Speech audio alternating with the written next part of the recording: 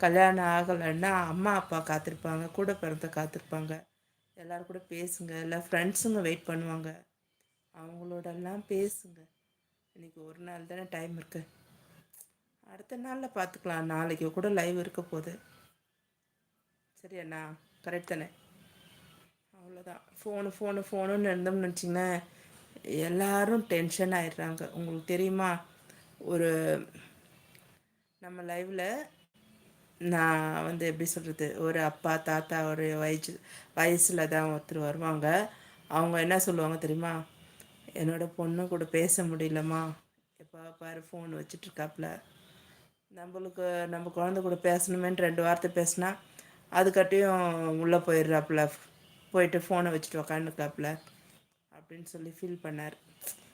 So அந்த அந்த சந்தோஷம் கூட அவங்களுக்கு கிடைக்கலையே அப்படின்ற ஒரு பட்சத்தில் தான் இந்த யூடியூப் அப்படின்னு ஓப்பன் பண்ணிடுறாங்க போல இருக்கு.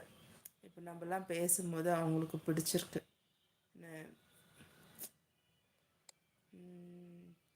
அதுதான் கொஞ்சம் கஷ்டமாக இருக்குது. இல்லை, நீங்கள் லைவ் போட்டு பார்த்துட்டு இருந்தீங்க, எனக்கு மெசேஜ் பண்ணாமல் போக முடியல சிஸ்டர். அதான் யாரோ ஒருவர்னு எப்படி போக முடியும்? கரெக்டு. நானும் அதை தான் சொல்லிகிட்டு இருக்கேன்.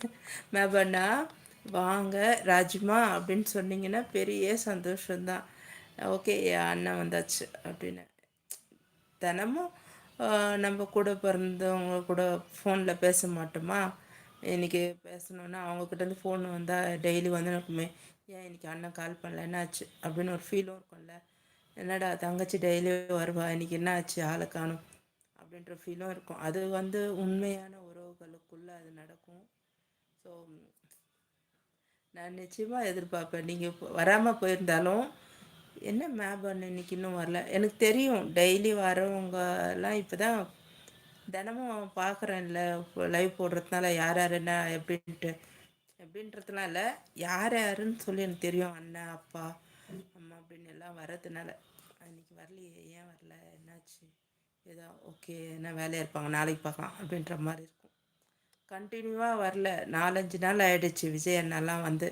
அப்போ என்னன்னா சடனாக வேறு மாதிரி தான் ஃபீல் ஆகும். என்ன இருக்கும், உடம்பு சரியில்லையா, எதனால் வரல, போயிட்டார் அண்ணன் அப்படின்ற ஃபீல் வரும். இது எல்லாமே எதுக்கு தெரியுமா? நம்ம வந்து யூடியூப்பை வந்து ஒரு பிஸ்னஸாக பார்த்தோம்னா இந்த பிரச்சனை இருக்காது. சரியா? உறவுகளாக பார்க்க போய் தான் இதெல்லாம் தோணும். அதுதான் என்னோடய பிரச்சனை. இப்போ வேறு எதுவும் இல்லை. நீங்கள் வந்துட்டீங்கண்ணா, வந்துட்டீங்க, பேசிட்டேன், சந்தோஷம்தான். உங்களுக்கு வேலை இருந்தால் போய் பாருங்கள், அப்படி இல்லைன்னா பேசுங்க, ஒன்றும் பிரச்சனை கிடையாது. தகவல்களை பரிமாற்றம் செய்து கொள்வோம். நீங்கள் எதனா கேட்க இருந்தாலும் கேளுங்க, நான் பதில் சொல்கிறேன். இப்போ நம்ம 2 பேர் தானே நான் பேசிகிட்டு இருக்கோம். ஆனால் எனக்கு 4 லைக் எக்ஸ்ட்ரா 3 லைக் வந்திருக்கு.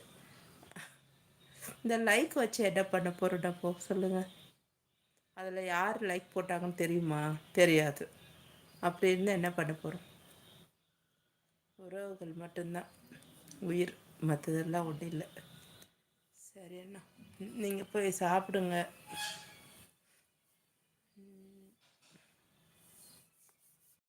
டாடி கூட லைவ் போட்டிருந்தார் போல், காலையில் போட்டாரா இல்லையான்னு தெரில.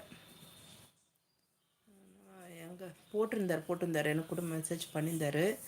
ஆனால் நான் எழுந்திரிச்சதே மணி 10:45 தான். நைட்டு ரொம்ப லேட் ஆகிடுச்சு தூங்க.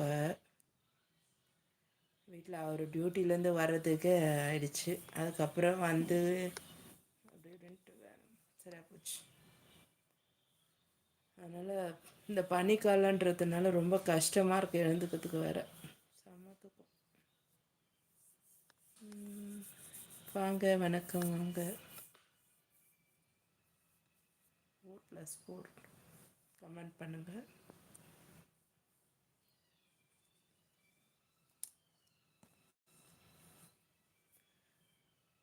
டுகெதர் லைவ் தான் இருக்குது, யார் வேணுனாலும் ஜாயின் பண்ணிக்கோங்க. அடுத்ததாக நான் டுகெதர் லைவ் எப்படி போடுறதுன்னு சொல்லிவிட்டு நான் வந்து ஒரு ஷார்ட்ஸ் போட்டிருக்கேன்.